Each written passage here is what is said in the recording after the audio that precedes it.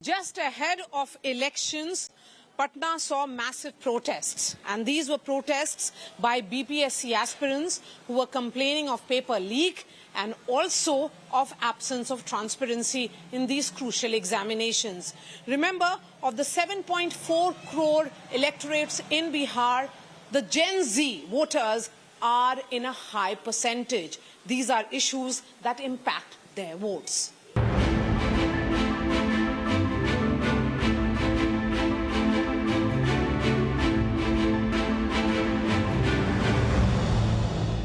युवा क्या सोच रहा है? पढ़ाई से रिलेटेड या विकास की तरफ देख रहे हैं, जो मतलब कि चाहते हैं कि एजुकेशन में अच्छा सुविधा मिले, जो गवर्नमेंट अच्छा देगी उस पर वोट होगा। जो भी कैंडिडेट हैं वो अपने बारे में सोचते हैं, तो बस यही कि वोट देने के टाइम वो लोग बस लंबे लंबे वादे करते हैं, लेकिन जैसे ही वो चुनाव जीतते हैं उसके बाद वो कोई भी बात को अपना इम्प्लीमेंट नहीं कर पाते हैं। जनसुराज प्रसाद किशोर, उन पर थोड़ा मोड़ा बोल सकते हैं, क्योंकि वो जो है यूएन में काम कर चुके हैं, अलग अलग स्टेट के लिए वो पॉलिसी बना चुके हैं इलेक्शन में, तो थोड़ा बहुत हो सकता है। तो प्रशांत किशोर पे थोड़ा बहुत भरोसा है। नीतीश कुमार? नहीं, वो तो बस अपने पद पे रहने के लिए, सीएम बने रहने के लिए, अगर इंडिया का इस बार मेजॉरिटी है तो उसमें चले जाएंगे, फिर कभी आरजेडी का वो तो उसमें अलायंस कर देंगे। तेजस्वी यादव? नहीं, तेजस्वी यादव को भी हम, भले ही वो बोले कि एक युवा नेता है, बट उन पर भी उतना भरोसा नहीं है। क्यों? क्योंकि कहीं ना कहीं उनका तो जुड़ा हो लालू यादव, जो कि पहले 2000 के दशक में वो सीएम रहे थे, तो उस टाइम पे जंगल राज हुआ करता था। तो हाल ही फिलहाल में 2016 के आसपास उनका भी राज्य मतलब गवर्नमेंट बना था, बट फिर भी उन्होंने जो वादा किया था कि हम इतने करोड़ लोगों को, इतने लाख लोगों को रोजगार देंगे, वो भी अपने बातों पे उतना नहीं बीते। बस अपने आप पे भरोसा कीजिए, अपनी मेहनत पे भरोसा कीजिए और लगे रहिए। अब बीच सड़क पर ही जो है गाड़ियों को रोक दिया।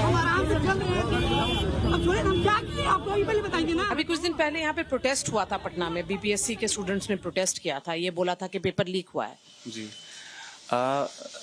गवर्नमेंट में ये नहीं कह सकते कि हर चीज़ गवर्नमेंट की गलती है। अगर जैसे पेपर लीक हुआ, एसएससी में भी अभी जो वेंडर चेंज हुए हैं, जो टीसीएस से अभी इडिक्विटी को दिया गया है, उसमें भी काफ़ी बदलाव हुआ है, जिस कारण स्टूडेंट्स को फेस करना पड़ा है प्रॉब्लम।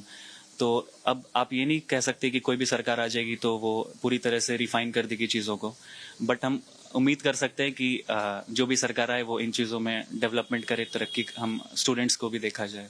लीक क्यों हो रहा है? हमने ऐसा नहीं है, 10th दिया है, 12th दिया, कभी तो लीक नहीं हुआ।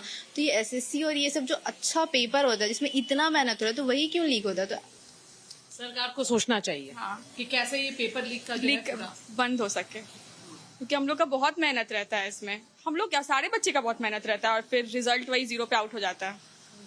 अभी तो जहाँ से हम देख रहे हैं हमको सारा पार्टी वही लग रहा है, सब अपने मतलब के लिए आते हैं, अपना मतलब पूरा होता है, सारे निकल जाते हैं।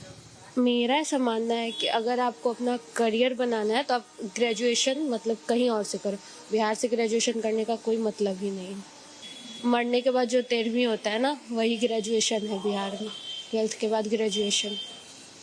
बस क्यों मान रही हैं आप 13वीं हो रही है ग्रेजुएशन? क्योंकि मैम कोई स्कोप ही नहीं है आपको। कोई, अगर आप बिहार से ग्रेजुएशन करके कहीं जाओगे तो आपको कोई अच्छा कंपनी आपको जॉब नहीं देगा।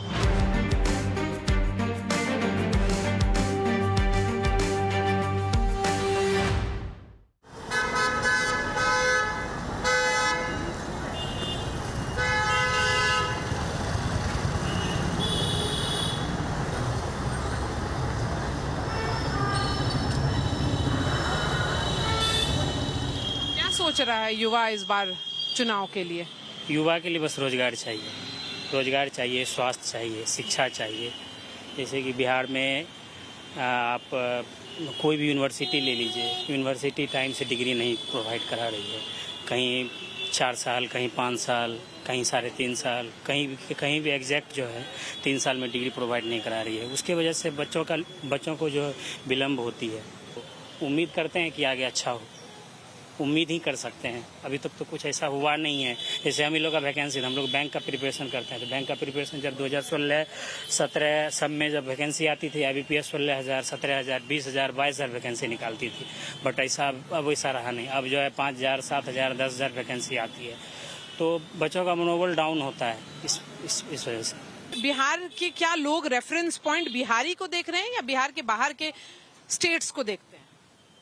यूपी, दिल्ली, कर्नाटका, इधर तमिलनाडु, महाराष्ट्र, गुजरात।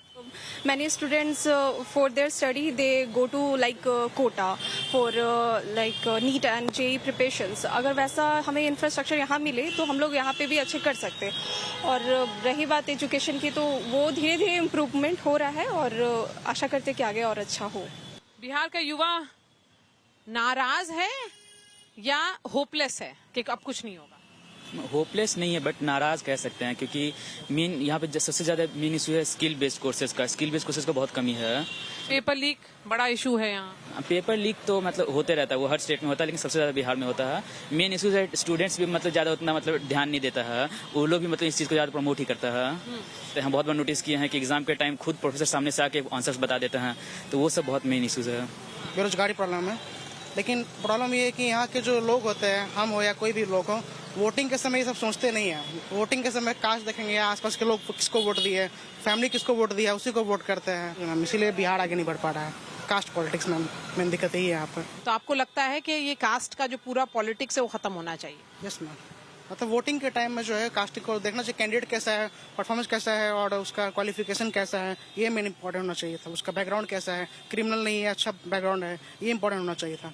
अगर मुझे वोट करना होगा तो मैं उनके काम पे करूंगी। कास्ट पे तो वोट होता है यहाँ? होता है बट ऐसा नहीं होना चाहिए। बहुत सारी चीज हम सोचते हैं कि नहीं होना चाहिए, लेकिन होता तो है। होता है बट ये खत्म करना चाहिए धीरे धीरे। कैसे खत्म होगा? धीरे धीरे एजुकेशन सबसे पहले इम्पोर्टेंट है। एजुकेशन लोगों को ये चीज़ के बारे में बताना चाहिए कि नहीं, काम के बेसिस पे करना चाहिए, कास्ट के बेसिस पे नहीं। कास्ट तो सच्चाई है, कास्ट तो है, बट हमको ऐसा फील हो रहा है कि इस बार जो चुनाव हो रहा है ना, इस चुनाव में 80% वोटर जो है वो कास्ट पे करेंगे, बट 20% बच्चे जो है, 20% स्टूडेंट जो है, 20 स्टूडेंट या युवा ही बदलाव लाएगा। युवा ही बदलाव लाएगा, क्योंकि युवा को चाहिए क्या? रोजगार। युवा को नहीं चाहिए कास्ट। तो क्या आप लोग भी ज्यादातर युवाओं की तरह बिहार छोड़िएगा आगे पढ़ाई के लिए या नौकरी के लिए?